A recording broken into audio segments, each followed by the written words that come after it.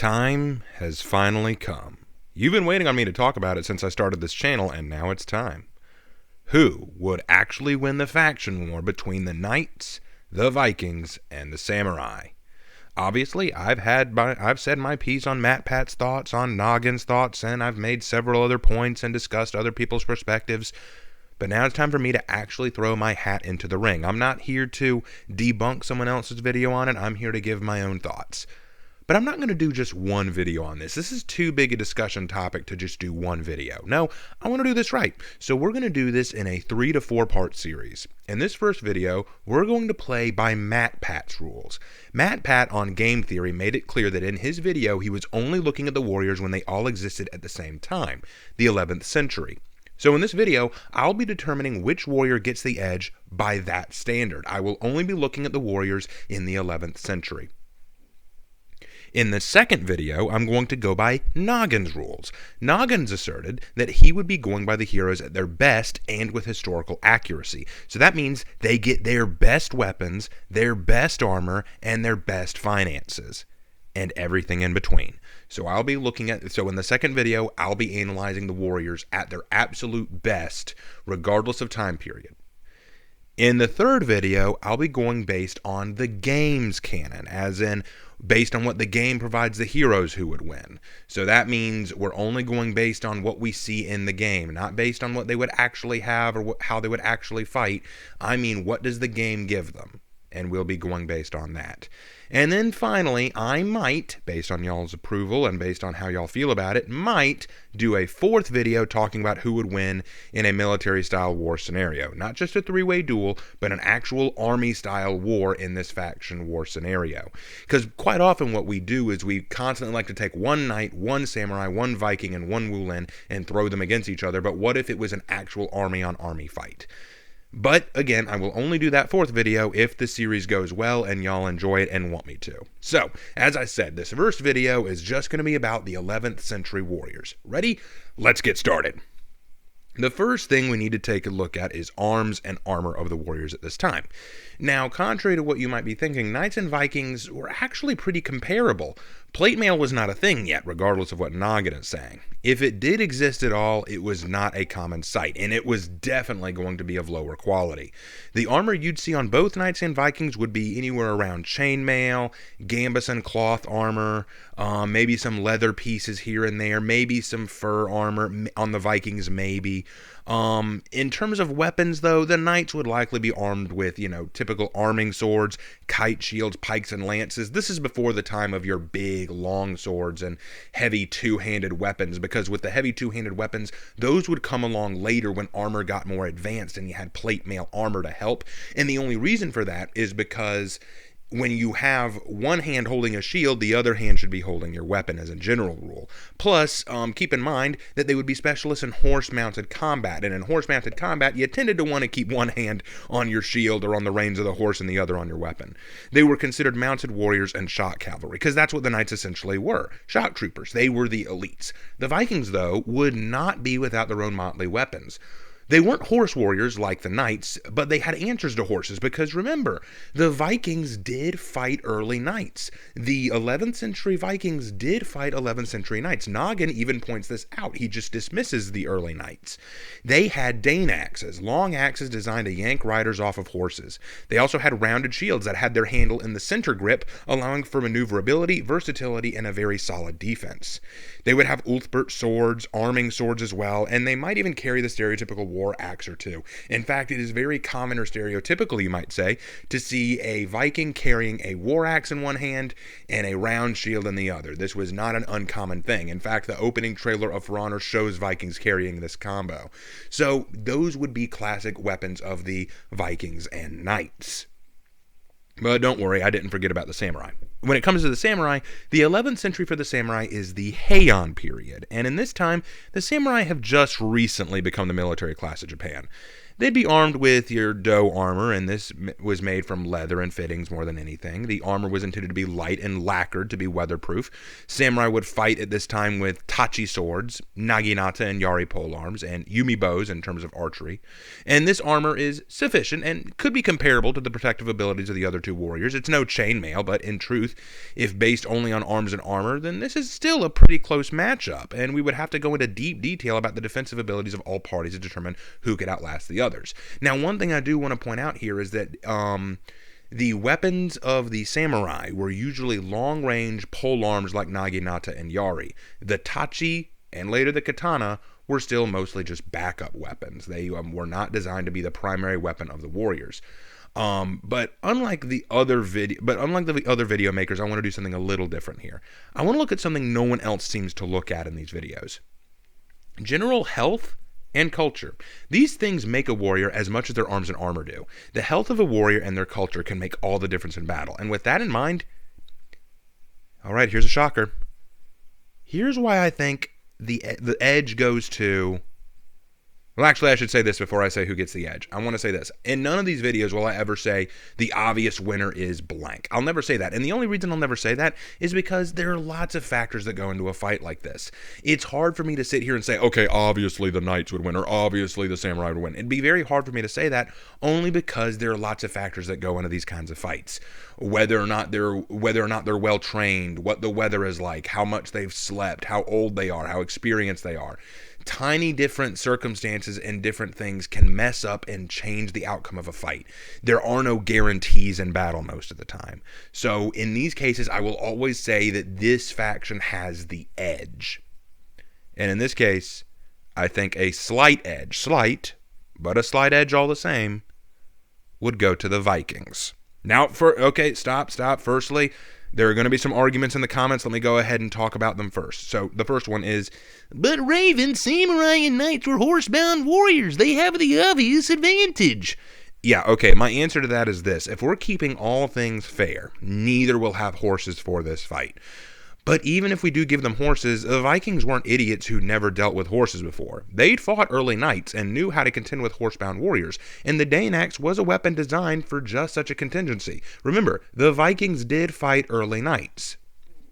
Second, but Raven, the knights and samurai were archers. They could fight at a distance. Didn't MatPat say so?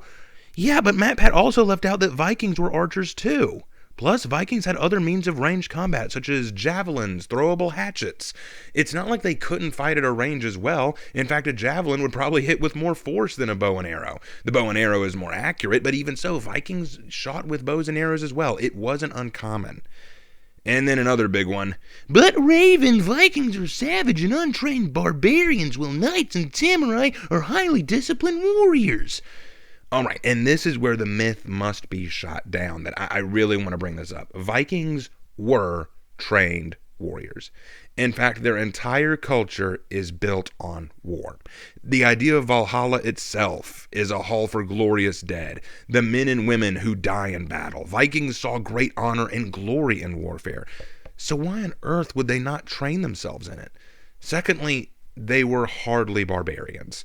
Vikings were some of the best tradesmen in Europe at that time. With the collapse of the Roman Empire, much of Europe was unable to do trade as the trade routes had collapsed or been taken by bandits and highwaymen. But the Vikings had no such problems. In fact, they were known to have traded with Persians, Russians, and other Eastern nations. They would have had access to minerals, spices, foods, and commodities the knights simply wouldn't have known about. They weren't just savages, they were cultured and very developed for where they lived. The reason the Vikings died out is because they ran out of a need to Viking. I mean, why would they need to raid when they could be paid to fight by becoming Normans or by being mercenaries for the Byzantines? Eventually, the need to pillage, steal, and raid lands just wasn't necessary anymore. Plus, as they moved closer into Christian-owned lands, Christianity was a promising and fruitful religion for the Vikings. It was less complicated than their current religion, and it opened up a new door to faith, prosperity, and even salvation. Swearing fealty to a Christian king and a Christian god and being given land, money, and status was way better than killing and stealing to get it. Let's also discuss something else no one wants to talk about. Diet. In the 11th century, samurai, Vikings, and knights had different diets.